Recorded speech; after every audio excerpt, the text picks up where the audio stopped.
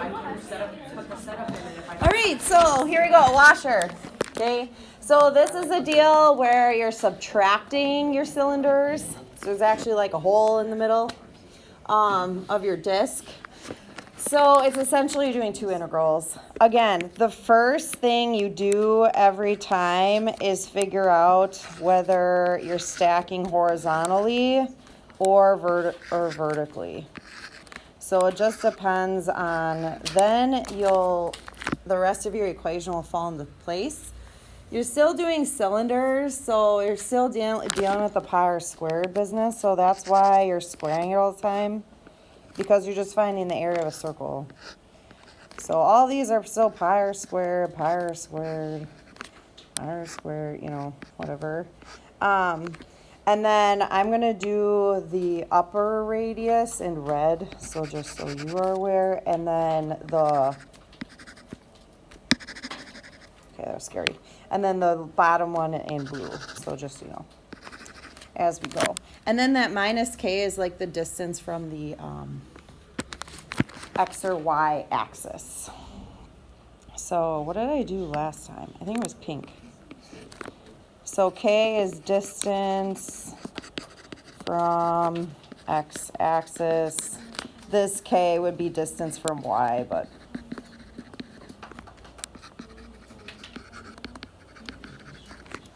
either way.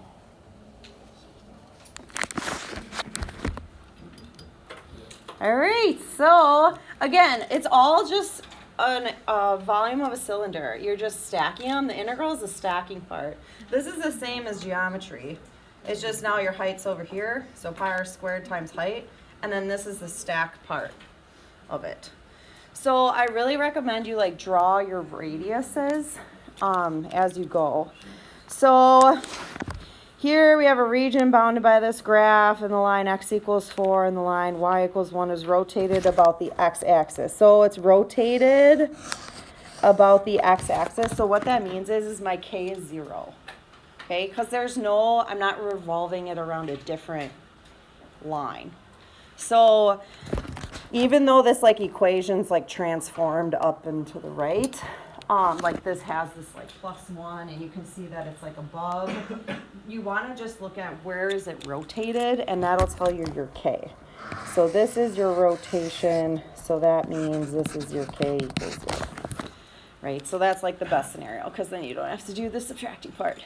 So anyway, if you're rotating about the x-axis, okay, first thing is figure out if it's going to be stacking, you know, horizontally or vertically. So there's like a little picture on the side. You can kind of picture what it looks like, kind of weird funnel-y thing. So what I do is I'll draw like this would be the furthest R. Ooh, so that would be my capital R. So that would be my biggest cylinder, right? So that curvy part will be my biggest R, which means that if my radius is up and down, that means my height is perpendicular to it. So because it's going horizontally, it's going to be all dx. So everything's going to be dx. That's going to be my bigger one. And then my smaller R would be this guy. So I draw my big R and my little r, because then you can keep track of what's going on and where to put everything. So now as far as finding the volume, we're going to for sure be subtracting. So we can put the little subtracting thing in there. And we're stacking horizontally. So I know it's going to be an integral, and it's all going to be dx stuff. So now I got the height. But then I need to figure out the bounds. I think it's, well, this says 4, but that's got to be 1, right? Oh, yeah. That'll be 1. This is 4. I just looked at the transformation because this means right 1, up 1. So right 1, up 1 is what they're doing with the graph. So both of these are going to be stacking from 1 to 4. And again, I always have them separate if I get the choice, just so then I don't freak out with the parentheses and brackets and whatever. And then I usually combine them later. So I know it's going to be two separate ones, and now I figured out the height, so now I'm just doing area of a circle. So it's going to be pi radius squared, pi radius squared. And then your big R, or your radiuses, are going to be like the goofball equations. So your big R is in terms of like this curvier part, and the curvier graph is f of x. So you could write in f of x, or you could write in the actual equation. I'm going to write in f of x because then it's, I ran out of room. So f of x is the curvier part, so I'm going to square it. And then the smaller one is this guy, which is x equals 4, y equals 1, it looks like, right? Okay, so just going to put 1 there. So then if you were going to put it all in one integral, you're going to think of it as almost like factoring in a way. Like you're going to still be going from 1 to 4. They each have pi. I actually usually put the pi in front, so I'm going to keep that out. And then you're going to have the whole thing be in terms of dx. It's just the radius that are changing. So what this ends up being is bracket f of x quantity squared minus, I guess you could say 1 squared or just 1 dx. That's how you would combine it. So make sure, like what they do on multiple choice is they'll put the square on this whole thing, not like each R separate. So that's why I always draw them separately and then combine it, because the multiple choice to try and mess with you. So, is there any questions on setup? Maybe? No. Okay, this one. Again, the first thing is figure out where we're rotating. So we have all this junk, cool. Rotate about the x-axis. So there's the k is 0. So if it's x-axis, draw your x-axis and draw your big R, little r, you know? So like draw the radius from the top curve and then draw the radius from the bottom curve. So your top curve is going to be this just line, I guess. Bottom curve is going to be the actual curvy thing. That'll be little r.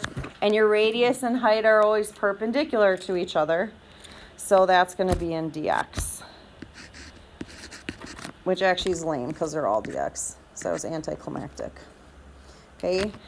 So we're rotating about the x-axis. The fact that we're even rotating, period, the fact that these don't have pi are out. So they don't even have pi r squared in it. So it's like, well, that was stupid. Why do they even put that as a thing? So you can ignore A and B. So really now you're down to 50-50 shot, which is nice. And now you can kind of see how they're trying to mess with you, right? That's why I always do these integrals like separately, because I don't, people go too fast and they go to this wrong thing right away. But again, it's like if you do it separate, it'd be from 0 to 4. And then you're doing pi r squared times height. And then your radius is just that straight up is this first line here. So 2.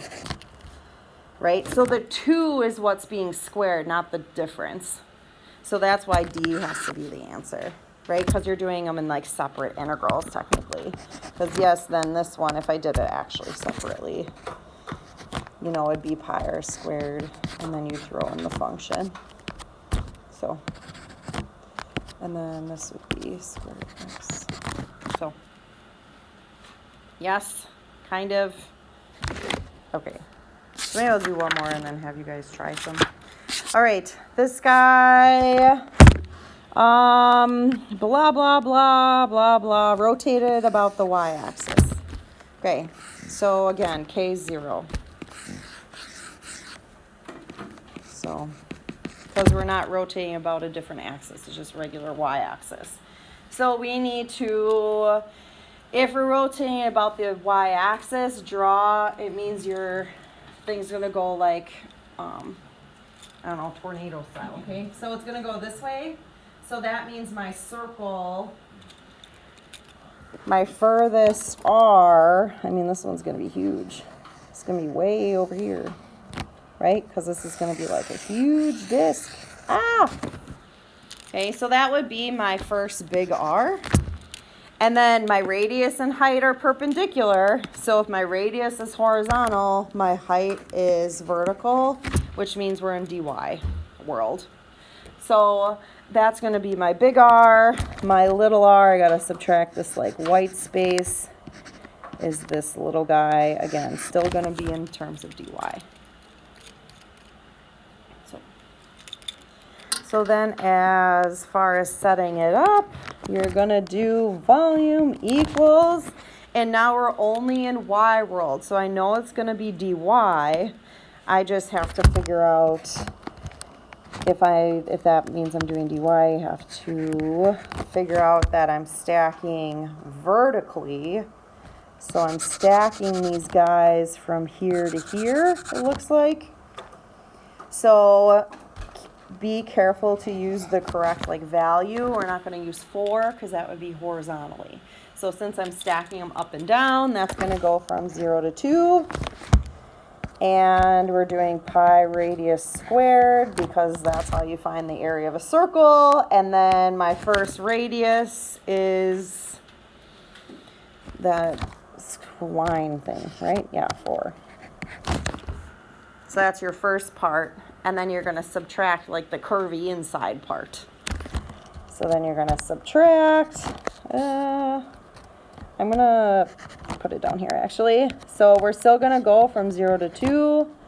It's still going to be pi r squared times dy because we're doing heights. So now, but my radius is fancy.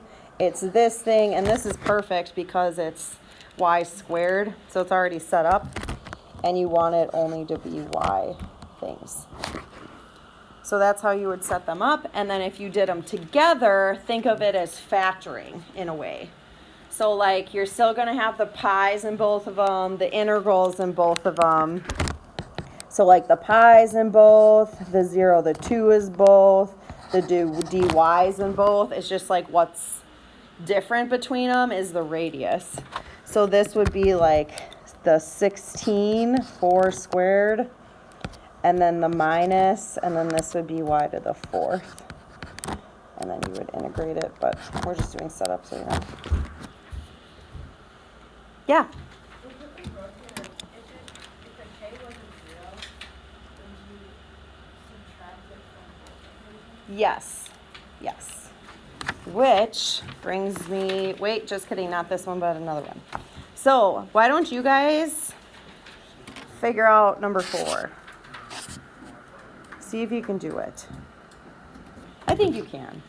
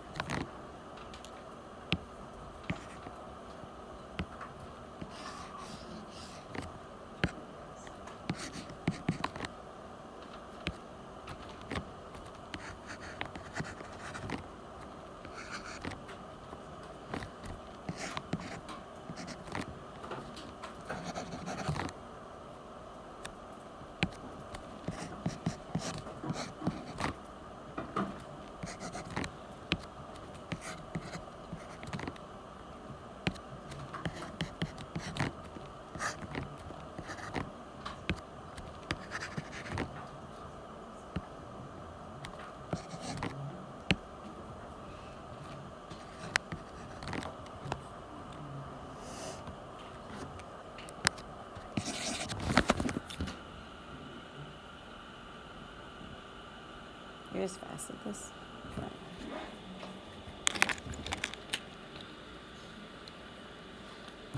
I'm trying to figure out all my colors, but it's okay. All right, so see. Again, I did it separate. Big R minus little r, e squared, and then e of it. Sometimes they'll write 2y, but still the same thing. Any questions? You guys are fine, okay? All right, these are the leaves. Yeah, let's do it. Why not? Okay, write an integral expression that represents the volume of the region bound by these curves. So this one, you're not like given the graph, which is the most annoying part, but that's fine. So, knowing what square root of x looks like, make sure you know what that looks like. You're only dealing really in the first quadrant when you're dealing with that curve, so at least that helps. So you can draw a little sketch here. So this is going to be square root x, right? So now for the second one, I don't know, maybe this isn't you guys, but like people get weird with that. It's just a line. It's the same thing as 1/2 x. So like your y-intercept is at 0, and then you got a slope of 1/2. So like it's going to be a line, so it's going to land below the curved part, right? So this is going to be, you know, your leaf thing, whatever they're going to do with that. So then as far as like figuring out where they intersect, all you have to do is set them equal to each other. And solve for x. So you would do, maybe I can squeeze it in over here. So you do like square root of x equals x over 2. So I don't know if you want to square both sides first. That's, I think, what I did. X squared over 4. Then multiply both sides by 4. And then solve it. Solve the quadratic. So move over the 4x, factor out the x minus 4. So 0 and 4, there it is, 4.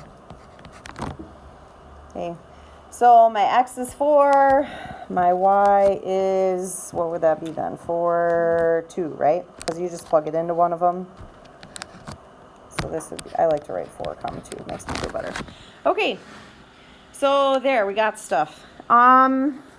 So now I need to figure out, I do y-axis. Okay, so that's this thing, so that's not horrible. So what we're going to do is big R minus little r, right? So we're going to do big R would be the line. So if I'm rotating it around there, that means this is my circle-ish thing. Oops, that looks really bad. It's going to look like that. So that means my integral is going to be stacking up and down. So if those are my discs, I need to stack them up and down. So this is going to be a dy problem. It's fine. Okay, so then for volume, we're stacking dy, so it's going to be integral dy, and then I'm going to subtract, and then my little r is going to be the curvier guy, will be my little r. So I'm going to do the big cone minus the little guy, and then that one is still going to be dy. That never really changes. So I got my height. Oh, and I have to stack them. Remember, we're going up and down, so we're going to stack it all the way up to 2, not 4. I want them to be stacked up and down, so we're going to stack them up to 2. So 0 to 2, 0 to 2, and then we're going to go pi r squared because you need to find the area of the circle. So area of the circle times the height. Since we're in calculus, this is going to be the equation. So we have to do the line. That's annoying. Because that's all x stuff, you know, because it's y equals x over 2. So you've got to mess with it because we're only in y worlds on here. So I can't put like x over 2. That looks stupid next to the dy. So what you do is you just solve it quick. Actually, it's not bad at all, but because it's 2y then equals x. Okay, so it's not bad. And there's no k because it's just the y-axis. So that's it. And then for the other r is this guy, the curvier one. So then that one, that one's not bad either to solve for, which is nice. that'd be y squared. So that'd be your answer. Okay. Questions? Okay. All right, now we're going to do x equals 8. Okay, finally a rando. All right, so it's the same curve, but we're doing x equals 8. I'm going to have to redraw this to make my life make sense here. So we're going to do, because if I have to do 8, that's like way over there, you know? So this is my rotation line. But my little leaf guy only goes up to 4. You know what I'm saying? So we're going to have to figure this out. So we've got the little leaf guy kind of goes, they intersect at 4. So the leaf and the line, or the curvy thing in the line. Right? So draw your radius to your new axis. So like here I'm drawing it to the y-axis because that's what you're rotating it. This thing is going to be like, I don't know how you would describe that thing, but it's like really skinny 3D shape that's really big hole in the middle. So you're going to draw your radius from the furthest curve. This is your big R.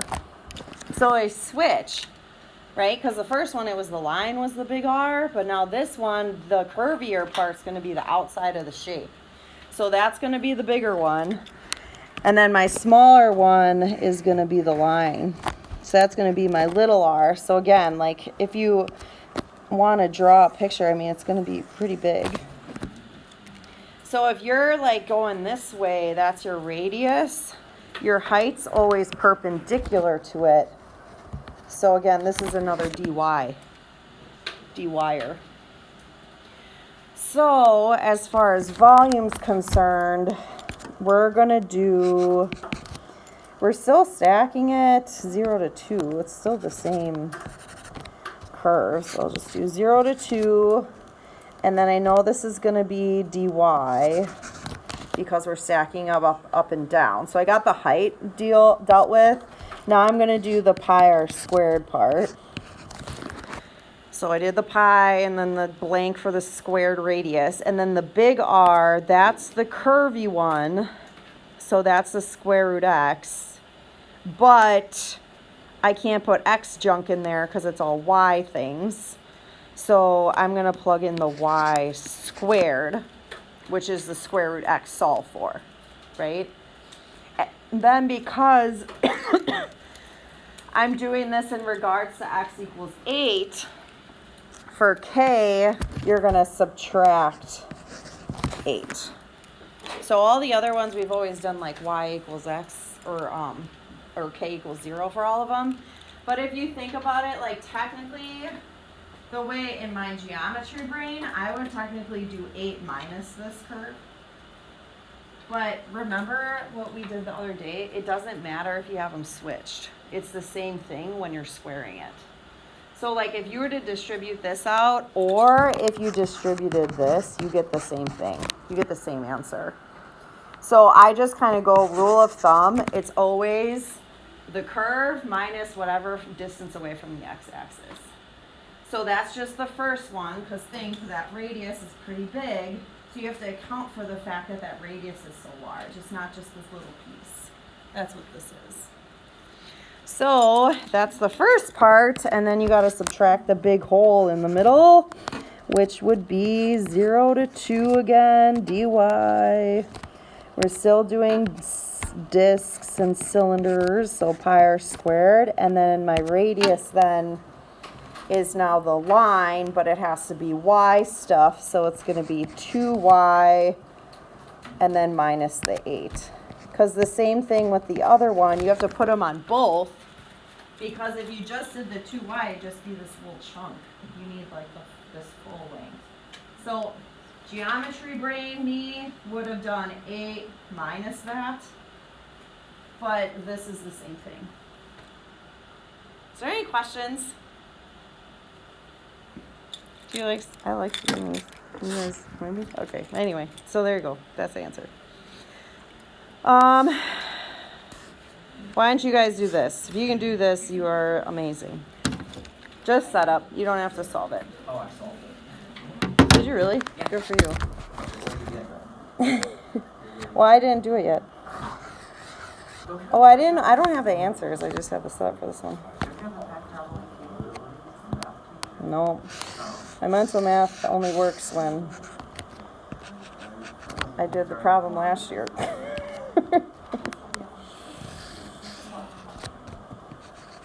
I hate when they label the areas R. It's like, come on, pick a different letter.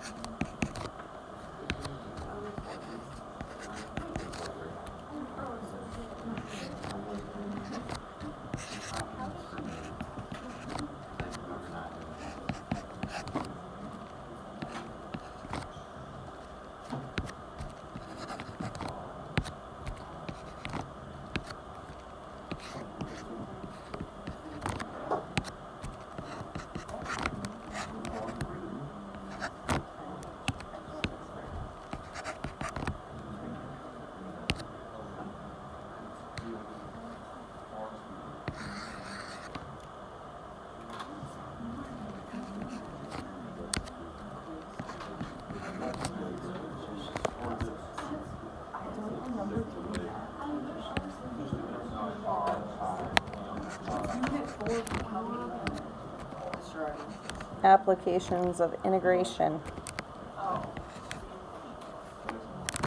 Or application of derivatives, sorry. They haven't done